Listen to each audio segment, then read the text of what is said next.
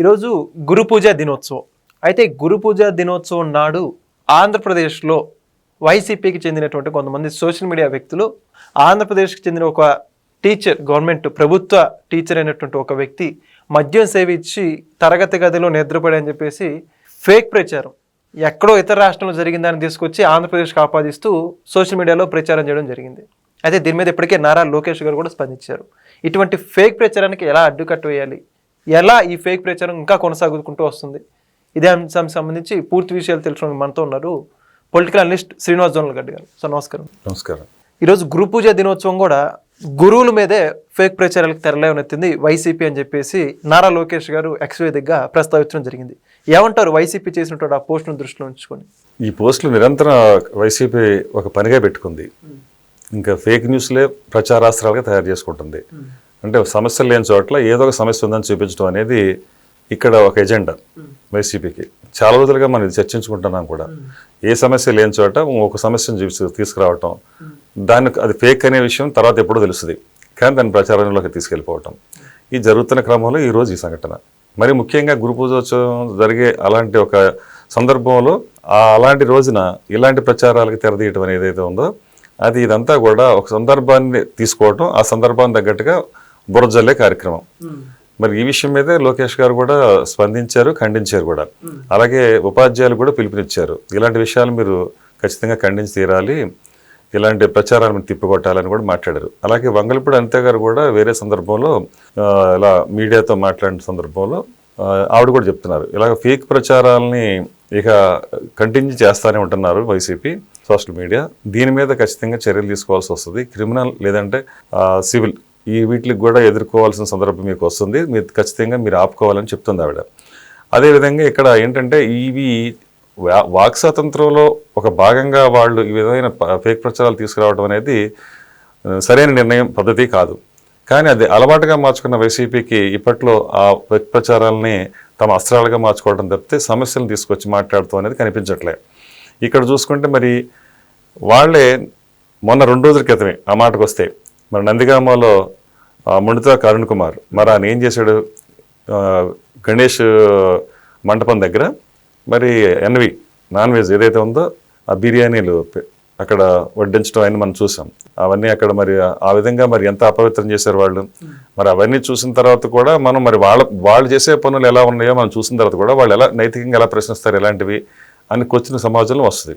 అదే కాకుండా ఇంతకుముందు మనం కరోనా టైంలో ఉపాధ్యాయుల గురించి ఇలాంటి పోస్ట్ పెట్టిన వీళ్ళకి ఇంకో విషయం తెలియాలి. కరోనా సమయంలో మరి మందు అమ్మించడానికి వీళ్ళ మద్యం షాపుల దగ్గర, మద్యం దుకాణాల దగ్గర స్వయాన మరి టీచర్స్ని అక్కడ పెట్టే పరిస్థితి. మరి అలాంటి దుస్థితి మరి టీచర్లకు ఆ రోజు కల్పించారు. అలాంటి పరిస్థితులు టీచర్స్ కూడా చూశారు. కానీ వాళ్ళు కూడా అర్థం చేసుకోవాలి, అంటే ఏ ప్రభుత్వంలో ఉన్నప్పుడు మేము గౌరవంగా ఉన్నాము, ఏ ప్రభుత్వంలో ఉన్నప్పుడు మా విధులు మేము సక్రమంగా నిర్వర్తించుకోగలిగాము అని వాళ్ళు కూడా అర్థం చేసుకుని ఇలాంటి ఫేక్ ప్రచారాలని ఖచ్చితంగా సంఘటితంగా కానీ వ్యక్తిగతంగా కానీ తిరిగి తిప్పికొట్టాల్సిన అవసరం అయితే ఉంది. ఎందుకంటే ఇది వ్యక్తి స్వేచ్ఛను హరించే విధానం. ఇది వ్యక్తి ఒక ఏదైతే గురువులు ఉన్నారో వాళ్ళని కించపరిచే విధంగా ఈ విధంగా పోస్ట్ పెట్టడం ఏదైతే ఉందో దాన్ని ఖచ్చితంగా ఉపాధ్యాయుల సంఘం ఏదైతే ఉందో అది ఖండించి తీరాల్సిన అవసరం ఉంది ఇక్కడ. లేదంటే ఇవి మరీ ఇంకోసారి కూడా ఇలాంటివి మళ్ళీ రావటం, పునరావృతం అవటం ఇవన్నీ మరి జరుగుతాయి. కాబట్టి మనకు ఈ రోజునే మనం అట్లా చక్కదిద్దుకునే కార్యక్రమాన్ని చేసుకోవాల్సిన అవసరం ఉంది. సో ఇంకోటి ఏంటంటే మరి ఇవాళ 16,000 మంది వాళ్ళ నియామకాలు జరిగిన ఉపాధ్యాయులది మరి గతంలో ఎప్పుడు కూడా లేనంత పెద్ద ఎత్తున ఎప్పుడు కూడా మరి హామీలు ఇవ్వటమే కానీ వైసీపీ ఎప్పుడు కూడా ఉపాధ్యాయుల కోసం పనిచేసింది లేదు, వాళ్ళ కోసం మరి కొత్తగా పోస్టులు ఇచ్చింది లేదు. కానీ వాళ్ళు ఒక్కసారిగా మరి 16,000 పోస్టులు ఉపాధ్యాయులకు వచ్చి మరి వాళ్ళ కాళ్ళ మీద వాళ్ళు అంటే చదువుకున్న వాళ్ళు ఉపాధి ఉద్యోగాలు మరి వాళ్ళ కల్పన జరిగింది. ఇలాంటి సందర్భంలో మరి ఇంత ఉపాధ్యాయులకి దినోత్సవం సందర్భంగా ఇది కూడా మనం ప్రస్తావించుకోవాల్సిన విషయం. ఇలాంటి సందర్భంలో మరి ఇలాంటి ఏదైతే ఫేక్ న్యూస్లు ప్రచారం చేస్తున్నారో ఇది ఖచ్చితంగా మరి ఉపాధ్యాయుల సంఘాలు ఖండించడం అనేది జరగాలి, జరిగి తీరాలి. అయితే ఇప్పుడు మరి చూసుకుంటే పక్క రాష్ట్రం అని వీడియో స్పష్టంగా అర్థమవుతుంది. నారా లోకేష్ గారు కూడా దానికి స్పందించారు. అంటే ప్రజల్ని ఏ విధంగా మభ్య పెడదామని వాళ్ళ ప్రయత్నాలు అంటారు?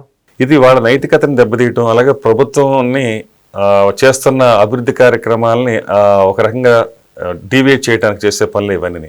అంటే ఏదైనా మంచి జరుగుతుంది అనుకున్నప్పుడు ఆ మంచిని ప్రచారంలోకి రాకుండా అడ్డుకోవడం కోసం ఒక విష ప్రచారాన్ని ప్రజల్లో తీసుకెళ్తే దాని మీద ప్రజలు చర్చించుకుంటూ ఉంటారు.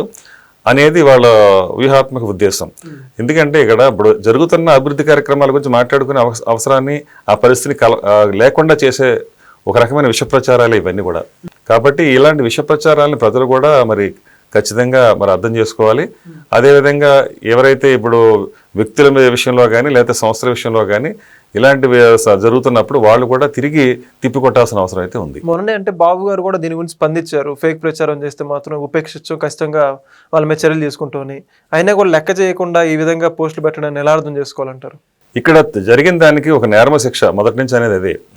ఎప్పుడైనా సరే ఒక తప్పు జరిగినప్పుడు దానికి తిరిగి చర్యలు ఉంటాయి అనే ఒక భయం అనేది, ఒక సంకేతం అనేది వెళ్ళాలి.